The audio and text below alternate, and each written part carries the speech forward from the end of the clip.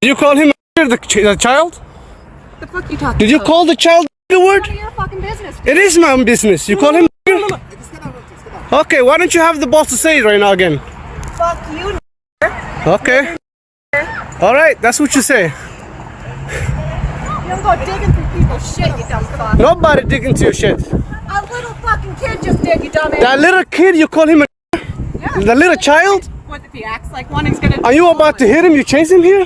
He took my son's stuff. So that gives you the right to call the child 5-year-old and the N-word. If that's what he's gonna act That's like. what you're gonna call him. That's what he's gonna act like. You know that's a hate speech, and you can be recorded for that. I don't give a shit. Huh. Fuck off. Okay, we'll see about that. What the internet has to say about you. What happens when someone is caught red-handed spewing hate? And instead of accountability, they walk away with hundreds of thousands of dollars. Today on Innocent Stolen, we're diving deep into the viral story of Shiloh Hendrix and why the real victim, a 5-year-old black boy, is being overshadowed by a calculated cry for help. Welcome to Innocent Stolen, where we honor the truth of Black excellence and reclaim the stories they try to erase.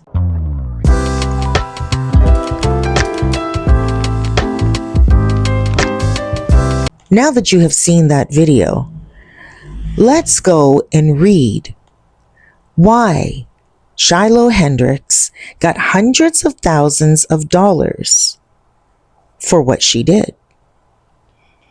We're going to read what she put on the internet. I recently had a kid steal from my 18-month-old son's diaper bag at a park. I called the kid out for what he was. A man with a history with law enforcement posted edited videos of me online without my consent, and it went viral. Since then, my address, phone number, and even my social security number have been released online. People are threatening me and my children. I can't go to the grocery store without being harassed. My oldest might not be able to return to school. Even places I go to exercise have been shared online. I am being called horrible names, and people are demanding that I lose everything. All of this over a situation where no one was hurt. I am scared for my safety and for my children's safety. I never thought something like this could happen to me.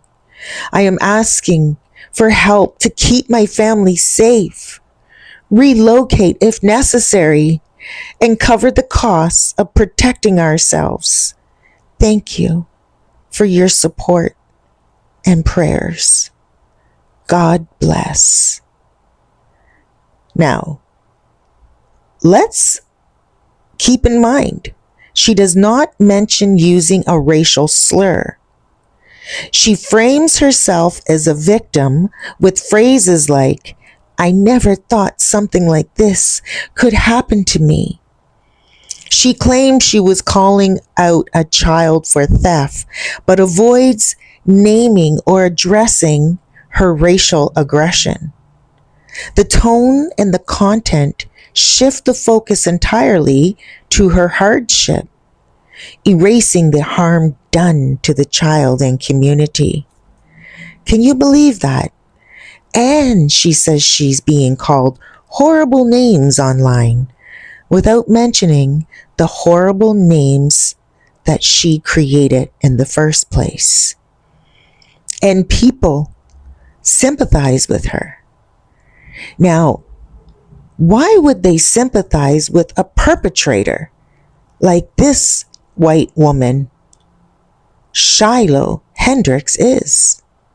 Well, there are several reasons why people, often unconsciously, sympathize with someone caught in wrongdoing, especially when that person is white and appears vulnerable.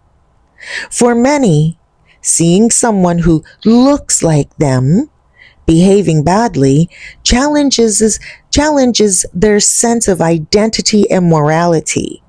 Rather than comfort the wrongdoing, they try to soften the narrative. Oh, she must have been under stress. That's why she did it.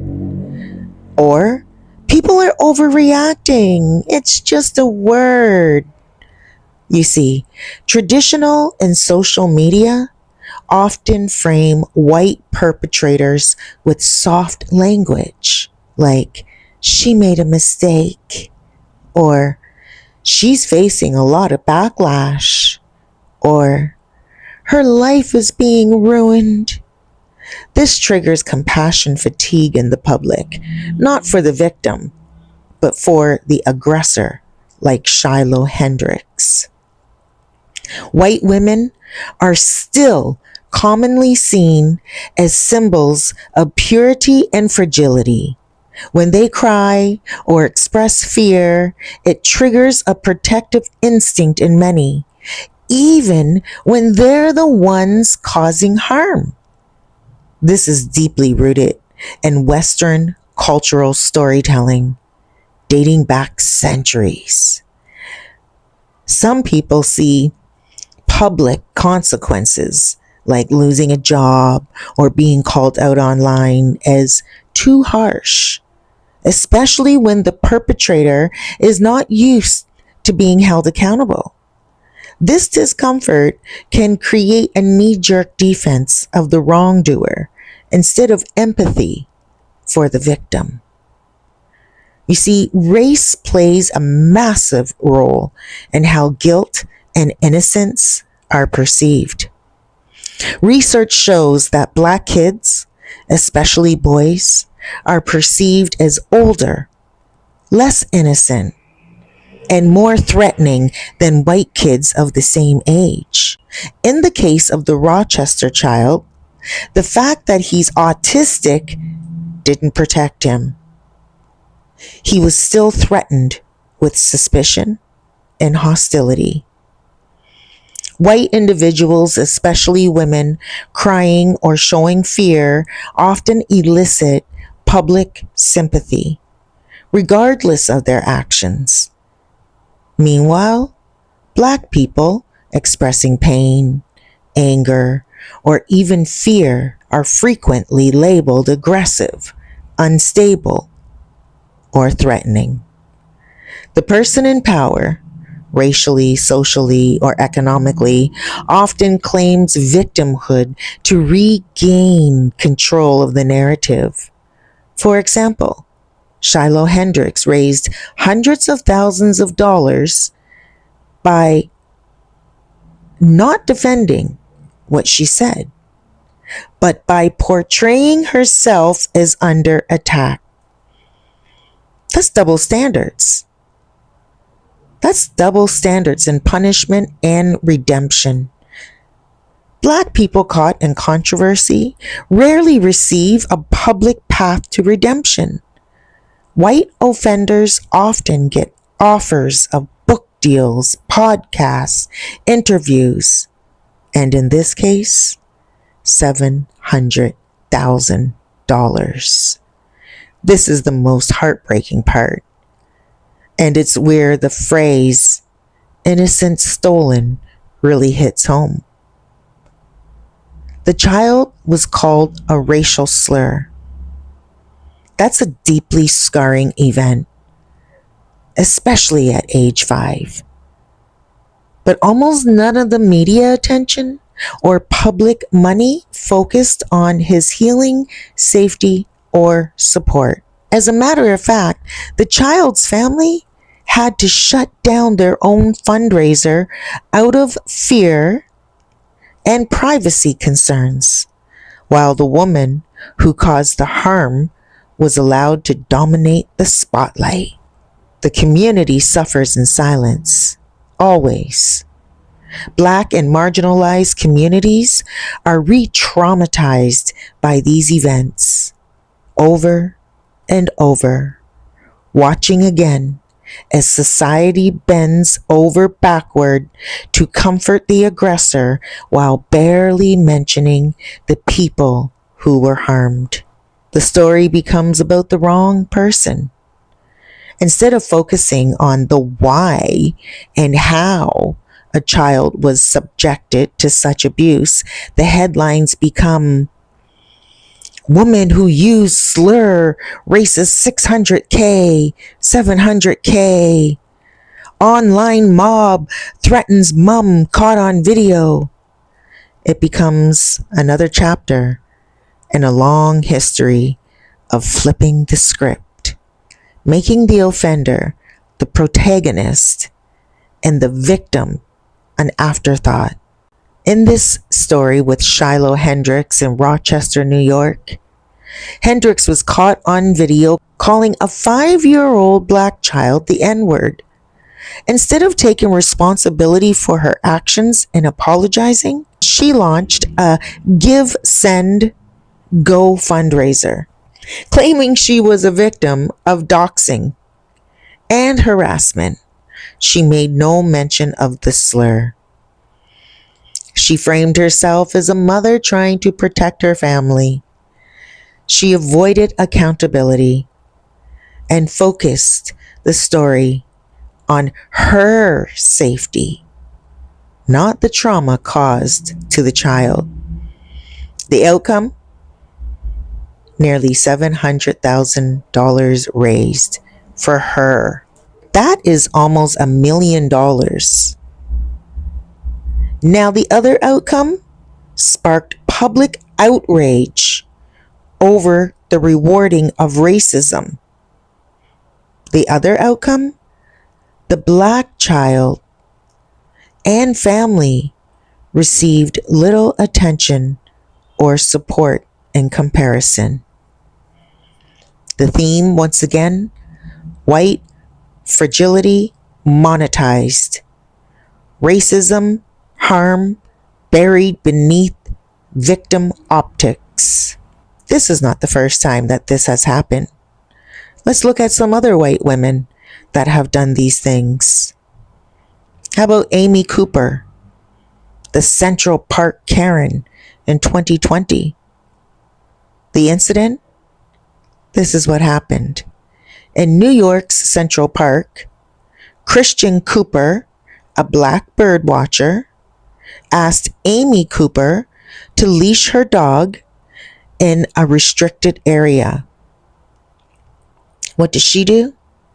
She called 911 and falsely claimed there's an African American man threatening me. After being fired and charged, charges were dropped.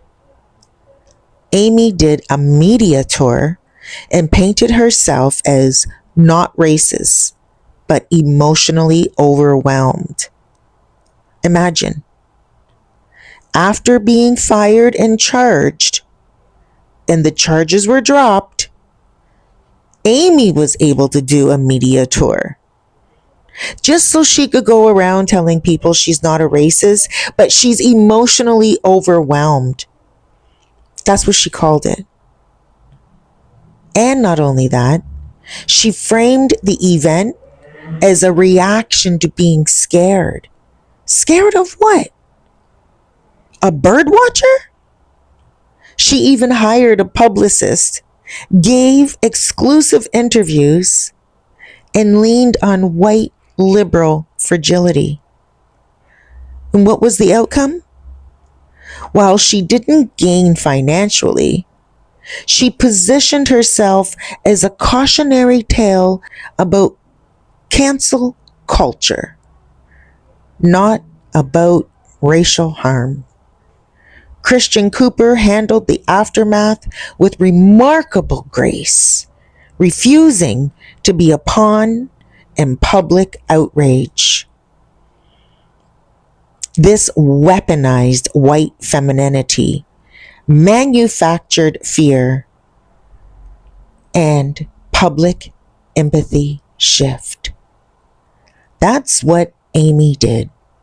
Weaponized white femininity manufactured fear, and it ended up being public empathy shift. Let's talk about Allison Ethel, the permit Patty, 2018. The incident? Ethel called the police on an 8-year-old black girl selling water without a permit in San Francisco. The girl was raising money for a trip to Disneyland. But this woman, Allison, claimed she wasn't being racist. She was just annoyed by the noise. She claimed that she pretended to call the police and didn't mean any harm.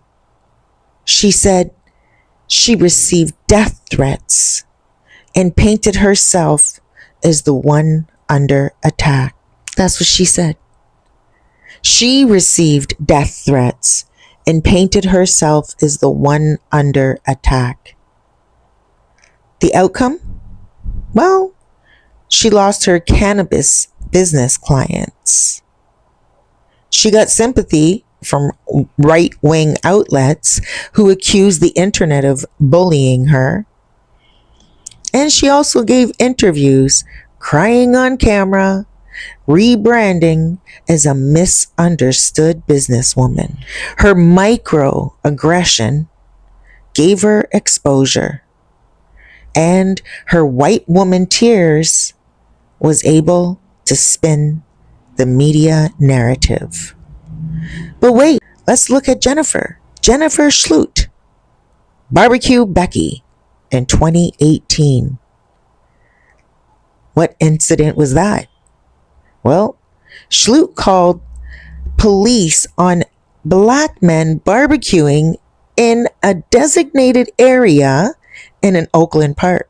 The video of her on the phone crying and weaponizing law enforcement went viral.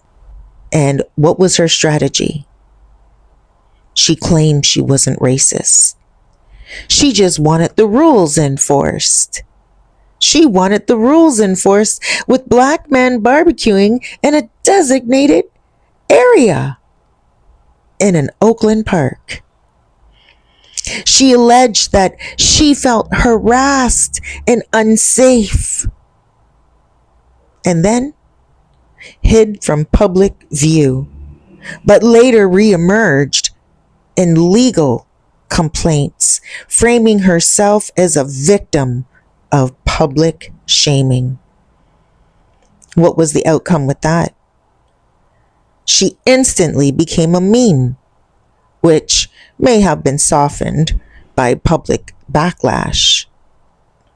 She did not gain financially, but she did benefit from the "I was bullied by the internet" narrative in some circles. So, what was her theme? Public safety excuse. That was her theme. Public safety. And what else? Tears. Yes, her tears. And she also attempted martyrdom. She thought she would be a martyr. And she attempted it. But many people saw through that one. But wait, we're not finished yet. There's Stephanie Sebi Strempel, Pool Patrol Paula, 2018. What was that incident? In South Carolina, she assaulted a black teenager for using a community pool, claiming he didn't belong. She told him and his friends, "Get out, you don't belong here." And what was her strategy?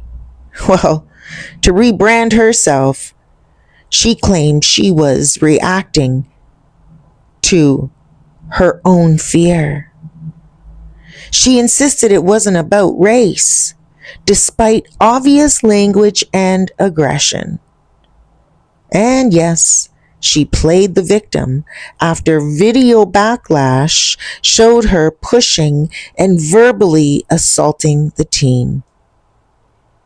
The outcome? Well, she was charged with assault, but used the misunderstood mom defense in court. And she gained some local sympathy from those against mob justice. What was her theme?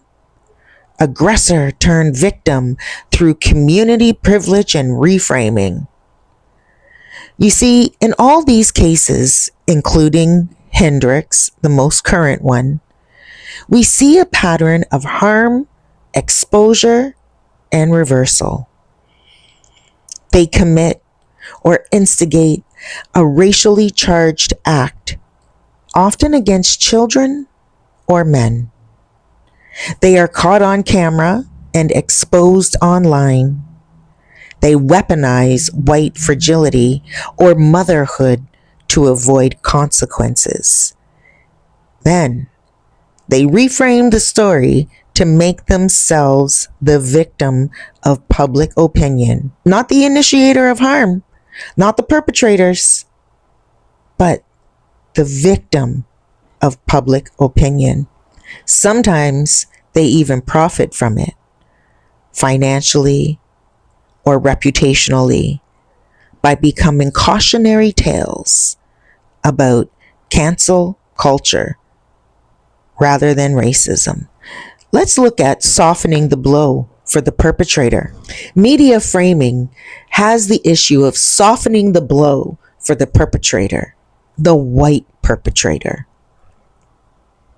Traditional and even some social media outlets often use euphemistic, passive, or minimizing language when reporting on incidents involving white aggressors, particularly white women.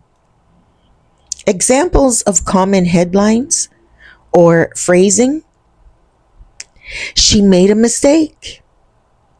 Again, like I said earlier, she's receiving online backlash. Her life is being ruined over one moment. She's a mom just trying to protect her kids. Or, the internet is bullying her. This language triggers compassion for people. But again, not for the actual victim. It's always for the aggressor. The public is subtly invited to shift the focus from harm done to consequences faced, from racial aggression to emotional fallout for the white woman. Instead of outrage over injustice, the audience is nudged toward pity, even when a child has been verbally assaulted with a racial slur.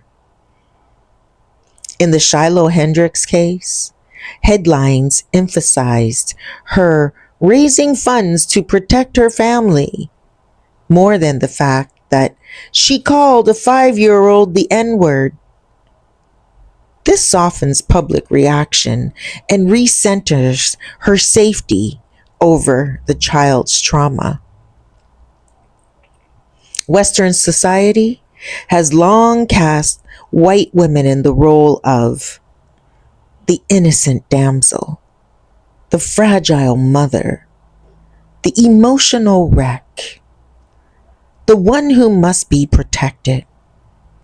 This archetype is deeply embedded in cultural narratives, from fairy tales to film, from religious art to colonial propaganda. When a white woman cries, people are conditioned to see her as vulnerable, not dangerous, even when she's the one doing harm. Let's look at some historical tie-ins. The myth of the pure white woman needing protection led to the lynching of countless black men in the U.S. based on false accusations. Media has rarely portrayed white women as aggressors. Instead, they are often the tearful center of misunderstood stories. Karen tears in viral videos. And then, of course, there's public sympathy for women like Amy Cooper, who we already mentioned, even after racially showing violent behavior.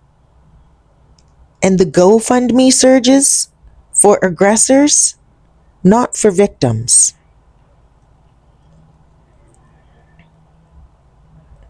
Many people, especially those unfamiliar with systematic injustice, are uncomfortable with the idea of consequences for behavior they consider minor or out of character.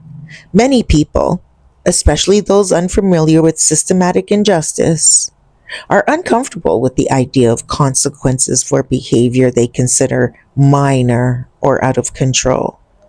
When white perpetrators face public consequences like being called out online, or losing a job, or facing legal or social accountability, some see this as too harsh, especially if the person is young, female, or has a family.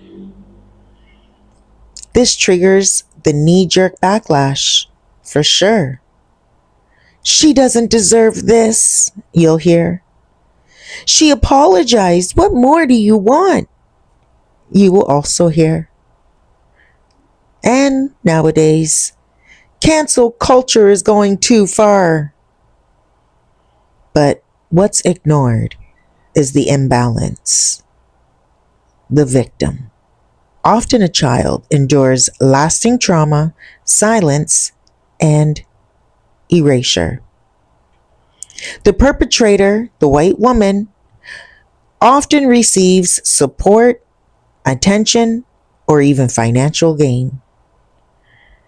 Empathy, fatigue sets in, not for those harmed, but for those held accountable. This shifts public energy away from justice and toward comforting the wrongdoer. The Shiloh Hendrix case isn't an isolated event. As a matter of fact, it's a textbook example of how racism is sanitized, inverted, and rebranded through media, archetypes, and fear of accountability. Instead of healing the harmed, our systems often protect the fragile egos of those doing harm, particularly when they embody whiteness, womanhood, and emotional vulnerability. You see, from a racist slur to $700,000, she spun the narrative. And she did not mention the slur or take accountability. Her positioning as a victim is outrageous. Let's be clear from the start. Shiloh Hendrix verbally attacked a 5-year-old child with the N-word, a word with a violent historical legacy of dehumanization.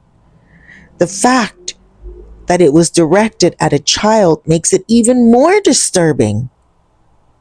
But instead of owning up to her behavior, instead of issuing a direct apology to the child or the family, she went on Give, Send, Go, a platform often used by far-right and controversial figures to tell her side of the story.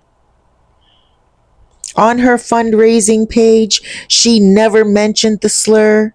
She did not take responsibility for what she said.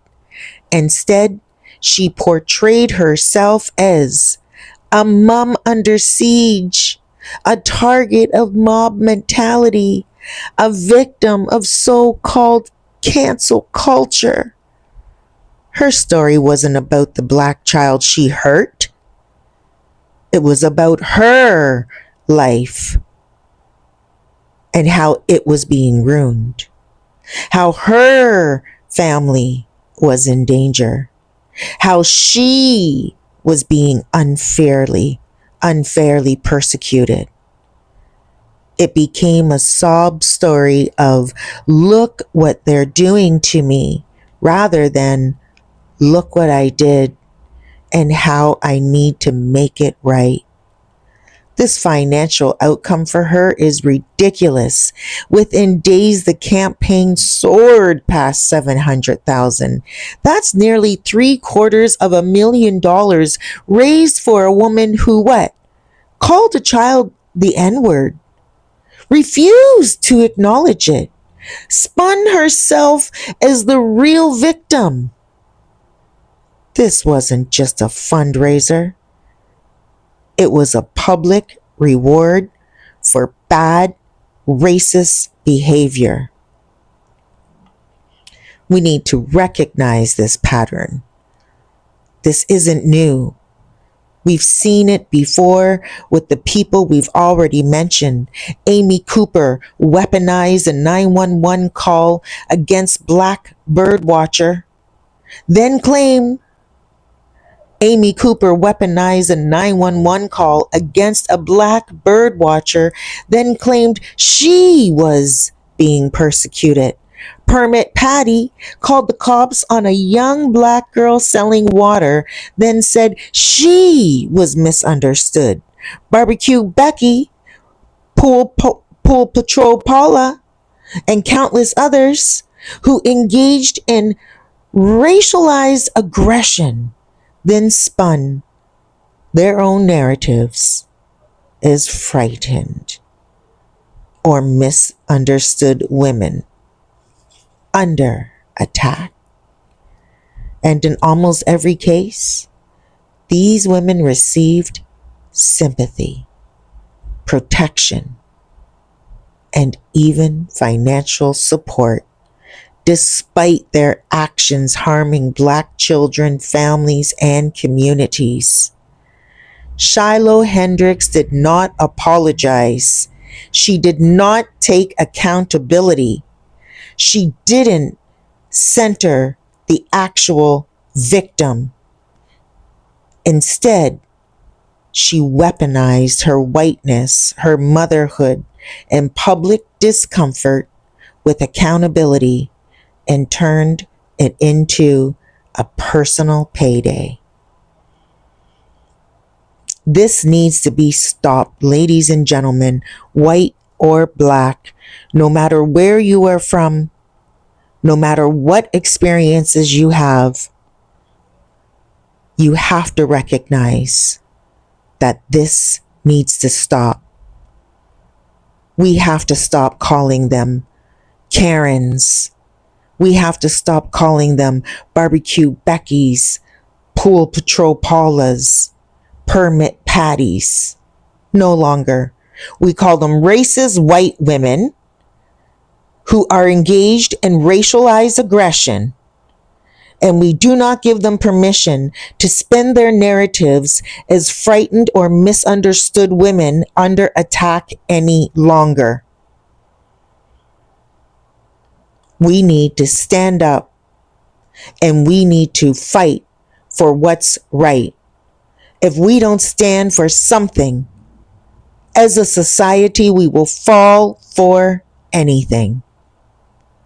Thank you so much for joining Innocence Stolen, where we honor the truth of Black excellence and reclaim the stories they tried to erase.